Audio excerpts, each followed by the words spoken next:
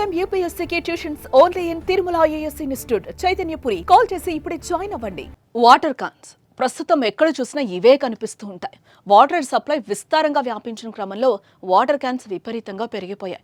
ఒకప్పుడు పెద్ద నగరాల్లో మాత్రమే కనిపించే వాటర్ క్యాన్స్ ఇప్పుడు పల్లెలకు చేరాయి. అయితే ఈ తాగునీటి డబ్బాలను సరిగ్గా వాడుతున్నామా అనేది ఇప్పుడు ప్రశ్నార్థకంగా మారింది.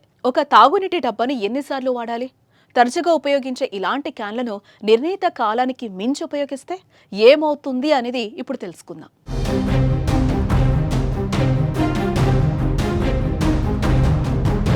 ఒకప్పుడు నీరు తాగేందుకు ఇత్తడి రాగి బిందెలు వాడేవాళ్ళం. మరి కొంతమంది స్టీల్ బిందెలను ఉపయోగించేవారు.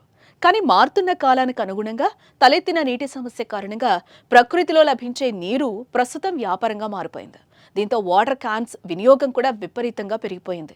ప్రస్తుతం మన ఇంట్లో లేదా ఇతర ప్రదేశాల్లో ఎక్కువగా వాటర్ బబుల్ ట్యాప్ క్యాన్లను ఉపయోగిస్తున్నాం. అయితే వీటిని ఎక్కువ రోజుల పాటు వినియోగిస్తే అనేక సమస్యలు ఎదుర్కోవాల్సి వస్తుందని ఆహార భద్రతా శాఖ అధికారులు హెచ్చరిస్తున్నారు.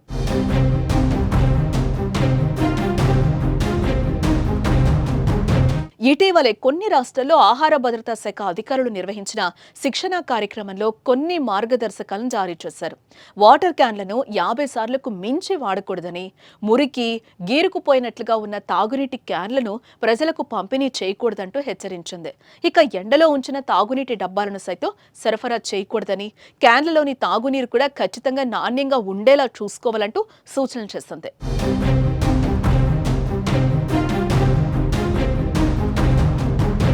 మరోపక్క క్యాన్లలోని నీరు తాగడం మంచిదేనా అనే దాని గురించి తెలుసుకోవాలంటే ముందుగా మనం వాడే వాటర్ క్యాన్లపై BIS FSSAI ఇచ్చే quality licence, expiry date, batch number ఉన్నాయో లేదో చూసుకోవాలి.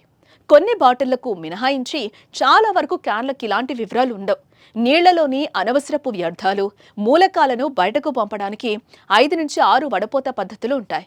అల్ట్రావయోలెట్ కిరణాలను ఉపయోగించి నీళ్లలోని హానికరమైన సూక్ష్మజీవులను తొలగించడానికి UV వడపోత పద్ధతిని వాడతారు. నీళ్లలోని ఖనిజాలు, ఉప్పు, ఇతర మలినాలను తొలగించే పద్ధతి RO అని పిలుస్తారు. అలాగే మైక్రాన్ ఫిల్టర్లను కూడా వాడతారు. అయితే క్యాన్ల ద్వారా పంపిణీ అయ్యే నీళ్లను ఒకసారి మాత్రమే ఫిల్టర్ చేస్తారు. నీళ్లను ఎలా ఫిల్టర్ చేస్తారో వినియోగదారులు తెలుసుకోవాలి. క్యాన్ వాటర్ సరఫరా చేసే కంపెనీకి లైసెన్స్ ఉందో లేదో కూడా వినియోగదారులు క్లియర్గా తెలుసుకోవాలి.